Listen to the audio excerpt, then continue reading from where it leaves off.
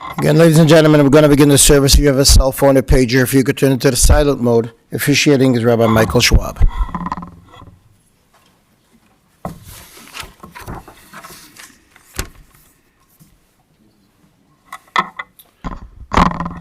We come today to honor the memory of Marty Joseph, and in his memory I'm going to first in Hebrew and then in English.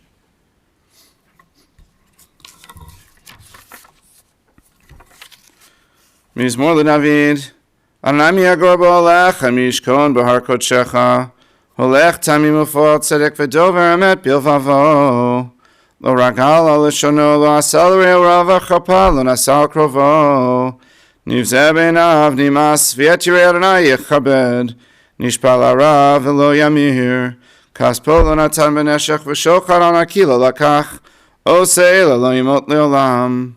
A Psalm of David. Do we deserve to enter into God's sanctuary? Can we merit a place in the presence of God? Live with integrity. Do what is right. Speak the truth. Have no slander upon your tongue. Do no evil to others. Do not mistreat your neighbor. Spurn those who are contemptible.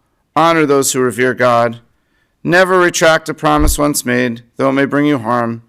Lend no money at unfair rates, accept no bribe against the innocent. Make these deeds your own, and you shall stand firm forever.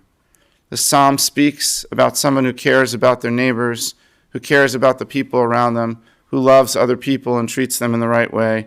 That person will stand firm forever, and so will the memory of Marty Joseph. I'm now going to recite a poem which was written in the book The Wisdom of Solomon, and it says, "A good person, though taken from us too soon, will rest in peace.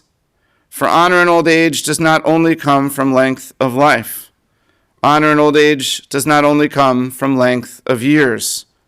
Understanding is the gray hair of humanity. A blameless life is a ripeness of age. Perfection in limited years is like living for many years.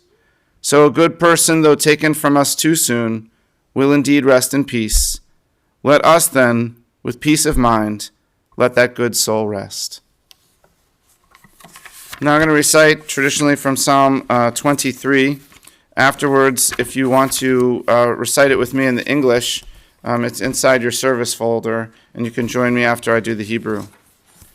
Mizmor LeDavid, Adonai roi lo echsar, binoteh sheyar bitzeni, al mei menuchot yinahaleni, nafshi yeshovev, Yancheni v'maglei tzedek, l'man shemo, gam ki elech begei tzal mavet, lo irara, ki atai madihi, shiftecha mishan techa, hema yenachamuni, taroch lefanai shochan neged zorai, tishanta v'Hashem en roshi kosi revaya, ach tov v'chesed yudafuni kol yemei chayai, V'shavti b'veit Adonai liorech yamim.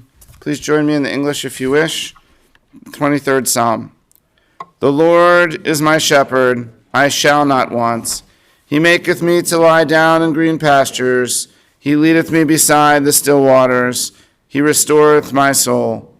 He leadeth me in the paths of righteousness for his name's sake. Yea, though I walk through the valley of the shadow of death, I will fear no evil, for thou art with me.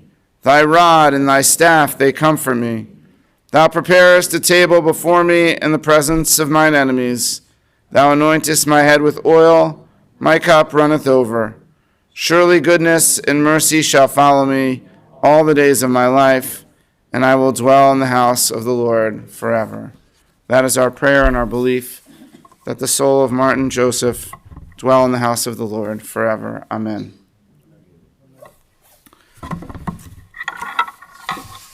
I did not personally know Marty, but I met with the family, and they shared many different things with me, and so I'd like to speak about Marty on their behalf. Judaism is a religion that has specific guidance for how to live almost every aspect of life. One of my favorite Jewish laws, though, is codified by the great Maimonides, and he stated that one should always greet another with sever panim yafot, with a cheerful face. The idea is that in each interaction with another, you raise the chances that it will be a positive and a constructive one by greeting people kindly and with warmth. And by doing so, even with people whom you might be upset or might be annoyed or not even wish to interact with in the first place, you embrace the philosophy of optimism, giving each new interaction a chance to be better than the last. Today we come to say farewell to Marty Joseph, and Marty was certainly a man who lived by Maimonides' principle. When you picture Marty, I assume that you will undoubtedly do so with a big smile on his face. He loved people. He was incredibly friendly. He made every interaction the very best that it possibly could be.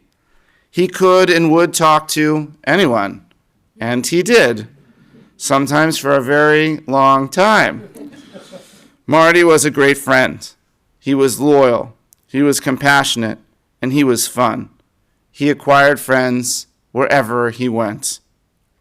One of Marty's greatest qualities was that he always saw the best side of people.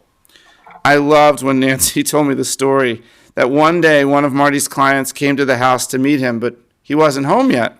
So she did what she thought she was supposed to do, which is she politely let him in and let him wait for Marty to arrive, just the two of them in the house. Eventually he did.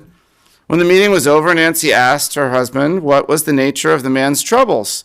And Marty calmly said, assault. Nancy said, but I wasn't alone in the house with him. And Marty immediately and sincerely, and that's the big thing, said that though he'd been arrested on multiple assault charges, he was really a good guy. And he needed another chance, and that was why he was defending him.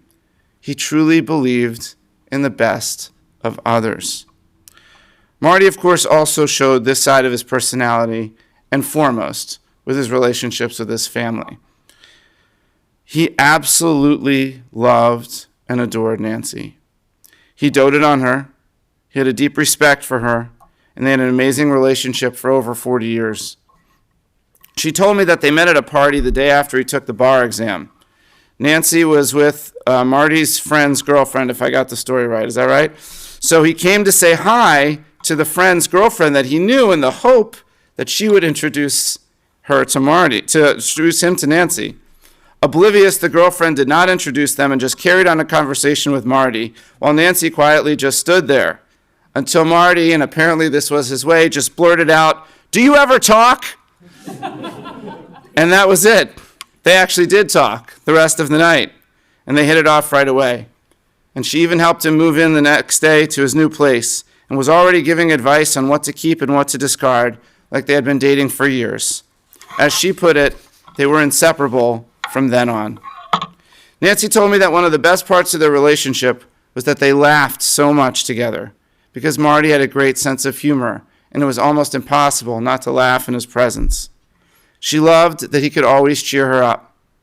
I know you will miss him dearly, but love transcends death, and I hope that you will continue to feel his warm presence, see his great smile, laugh, and feel his love through your beautiful memories together and the lifelong impression that he has made on your heart. Now, he was also a great brother and a wonderful son. He and his sisters, Fern and Gayle, grew up together in West Rogers Park. From a young age, I was told he was a funny, friendly boy who had a free spirit. He also absolutely loved sports. He and his father bonded over this love of sports, and in particular baseball, and in particular the Cubs. Though Fern recalls that their father took Marty to Sox games as well, so Marty could see the great Ted Williams play. But he was a lifelong devoted Cubs fan. Gayle recalls that usually Marty got home before from school and would always turn on the Cubs game to watch each afternoon. One day she got home first and was watching something else. When Marty walked in the door, he immediately went over to the TV and switched it to the Cubs game. He was not going to be denied his daily dose of baseball. Well, Gayle changed it back. And then Marty changed it back. I'm not sure exactly how long this went on until Gayle pulled out the cord of the TV, cut the cord in sisterly frustration, and ran upstairs, leaving Marty with a blank television. But he overcame that and, of course, made it a point to always see a Cubs game every single year, at least one, until the pandemic, of course, hit and made that impossible.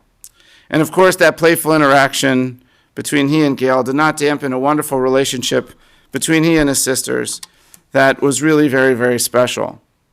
And Marty not only had this relationship with his sisters, but as well with their spouses and with their children. Both Gayle and Fern said that he was a wonderful and fun uncle. When the kids were young, they would climb all over him as he played with them all the time. Fern shared that he was also like a father figure to her children. And he took them places like the circus where she didn't want to go. And for each niece and nephew, you were always his favorite in one way or the other. And that was important to him. And I know each of you cared for him dearly. He even developed meaningful relationships with Gayle and Barry's foster children and anybody who was important to your families. He was just that kind of guy. And his popularity with kids went even beyond his nieces and nephews. I was told starting when he was young as a high school student, he often played with the neighborhood children who were much younger than him. He was kind of like the Pied Piper. And it was not uncommon that much more recently, and this one was my favorite little fact, that the grandchildren of his neighbors would sometimes come knocking on the door to ask if Marty could play. I love that image. He loved children, and they loved him, like almost everybody else did. As I mentioned before, Marty was a compassionate attorney, and he did have a great passion for the law. Always smart, during his younger schooling and even at U of I, he was more of a free spirit than a man who hit the books hard. But during law school, that changed. He got straight A's and passed the bar on the first try. After he developed a lifelong solo practice as a general attorney and a litigator, he was totally committed to the law. As demonstrated, he took a personal interest in his clients, even some of the rougher ones. He worked hard for each and every one. It was his duty, and he loved it.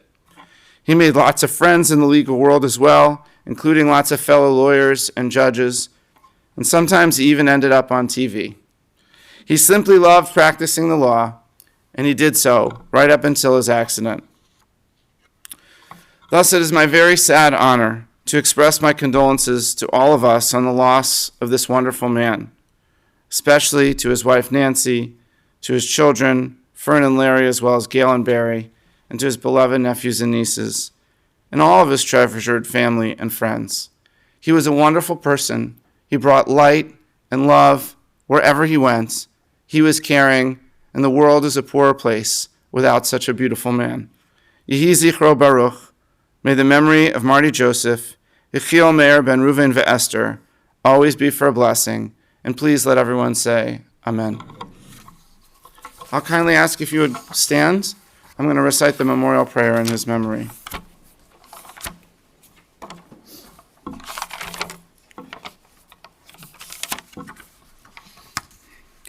El Malei Rachamim, Shochen Bamromim, Hamitzei Menucha Nechona, Tachat Kanfei Hashchina, B'malot Kedoshim Utorim, Kezohar Harakia Mazhirim, Et Nishmat Yechiel Meir ben Reuven ve'Esther, Shalach Liolamo, B'gan Eden Tei Menuchato, Ana Bal Harachamim, Hastireu B'Seiter Kenafecha Li'olamim, Utzror B'Tzror Chaim Et Nishmato, Adonai Nachalato, V'yanuch B'Shalom Al Mishkavo, V'nomar Amen.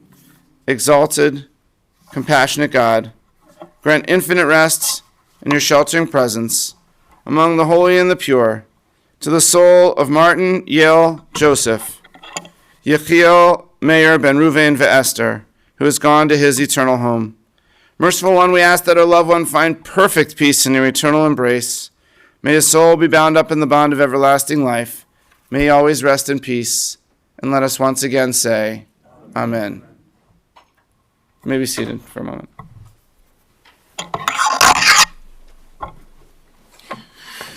This concludes the funeral service here at the chapel. The interment will take place at Randhill Park Cemetery. The approximate driving time is 5 minutes from our chapel. If you're going to the cemetery, we ask that you line up in our parking lot on the west end of the chapel. We'll be placing a magnetic flag on your vehicle, and we ask that you have your headlights and hazard lights on while in procession. At the family will be sitting Shiva today at Marty's residence from 5 to 7 p.m., 8006 West Churchill Avenue in Niles.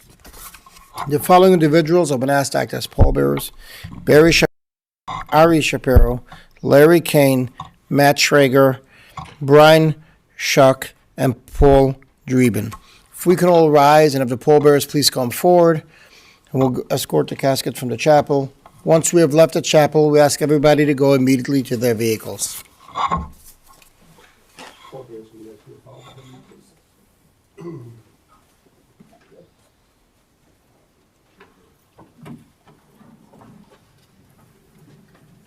יושב וסתר היום בצל שנה ילונן, ומר לנו נמקציה מצודתי אלוהי הבטח בו, כי יצילך מפח יכוש מדבר אבות, דברתו יזך לך ותחת כנפיו תחצה, שנאה וסוחר רב אמיתו, לא תירא מפח הלילה נחצי ופיומם, מדבר באופו ילוך מכתב ישות צהריים, יפול מצלחה אליו ורע מנך אליך לא ייגש.